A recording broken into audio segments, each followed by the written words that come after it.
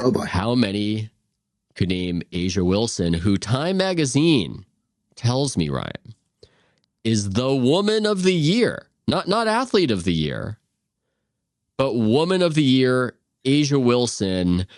I've got two questions. First, is Time Magazine just going to do this every month? Like I thought the of the year thing happened at the end of the year. I don't They quite did. know. How is Kate? I don't know. Yeah, Caitlin Clark was the sportswoman of the year, We and got some questions for you, Time Magazine. Caitlin Clark was the athlete of the year or something like that.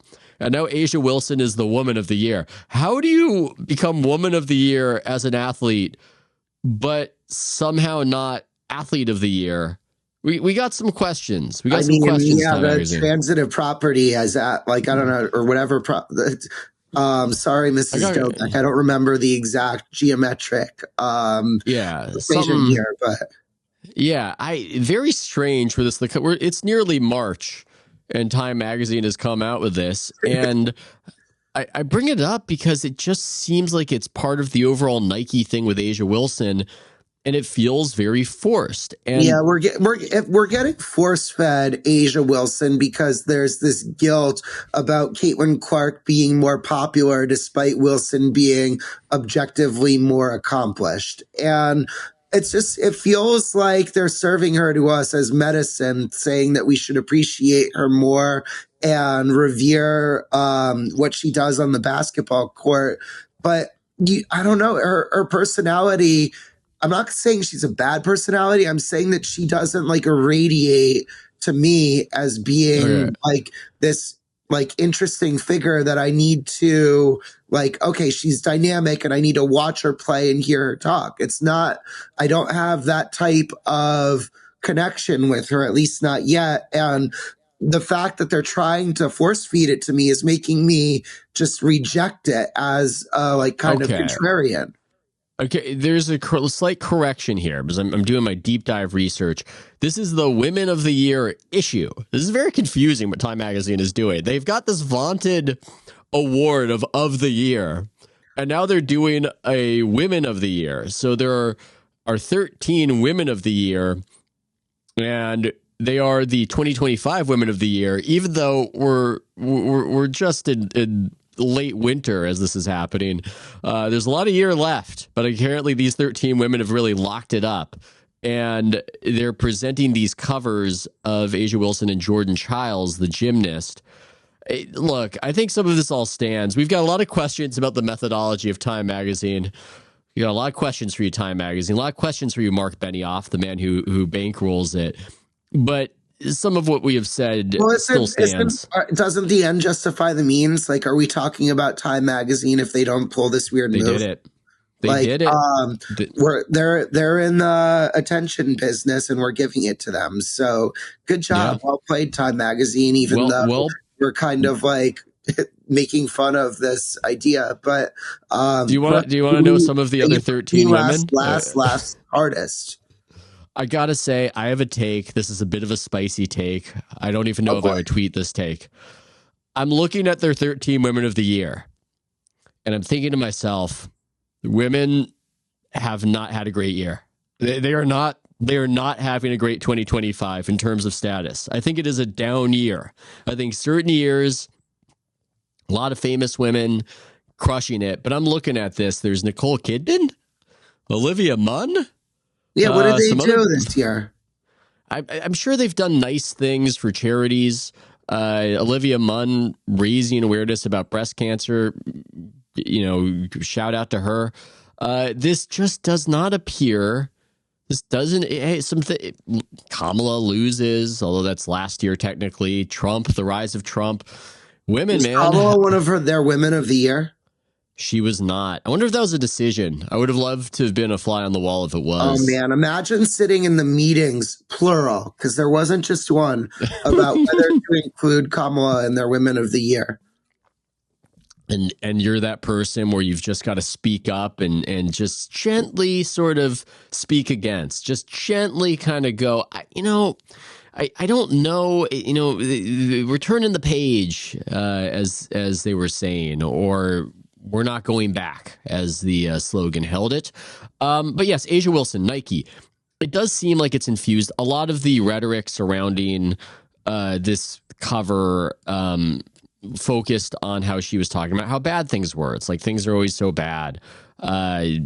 This quote from her: "There's days where I'm struggling. It's moments where no matter how hard you work, it feels like you're not getting the recognition. It still feels like somebody's got something to say." That's us now, Ryan. We're the bad guys. I needed them to understand that they helped me in more ways than I'll ever know, than they'll ever know. Maybe this is teammates. I don't know. It's hard showing up every day and wearing this crown. It's heavy.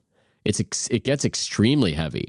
But at the same time, I'm going to fix it, make sure it's straight, and I'm going to go ahead and do my work. Great player. She's a great player. Great WNBA player. But it Multi-time just champion, multi-time MVP. Didn't win the title this year, I should say. It's I'm just saying, if you're one of the 13, maybe should have won the championship this year. I'm just saying. See, here's the thing, Ryan. I'm joking, I'm tongue in cheek, but there's this element where we've had a vibe shift. Certain things that couldn't have been said are now sayable. Certain things won't get you fired, but the WNBA retains this Earth 2 parallel universe cachet where people kind of tiptoe around and they're afraid to critique. They're afraid to say certain things. And the thing that certain no, the thing that like got me with her, where I just decided, you like people or you don't, and I decided honestly that I don't like her, was when Caitlin Clark's Nike deal got announced first, and everyone started banging pots and pans, like saying that it was racist that she got a deal over Asia Wilson. Wilson let this stuff happen and even kind of like leaned into it with like cryptic social media behavior.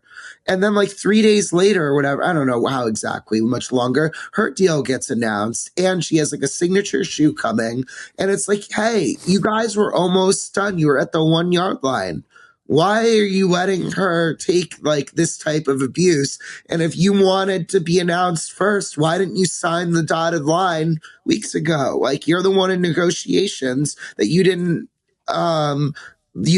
like come to an agreement on. And so like then like recently she's given comments about how she knew that her signature shoe was coming and it was so hard for her to keep it under wraps from her friends and family. And it's like, yeah, you were out here whining that Caitlin Clark's Nike deal got announced ahead of you, and you were letting people on social media do a lot worse than whine about it. So once that happened, I was like, okay, Asia Wilson goes in my don't like bucket, and there's something they can do to make me like her. I mean, it could happen organically, but it's not going to happen through some like Nike PR campaign.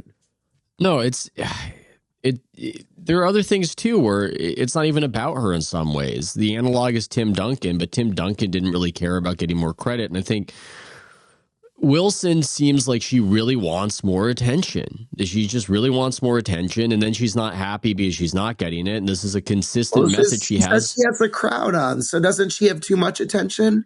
I don't know. Crowd's heavy. It's so heavy, and some people are going to react. People are going to probably react negatively to me saying this, but it's just, if this was, let's be real. Taken out of context by time for all we know. Like, I'm sure she sat with them for like 40 minutes. I don't know.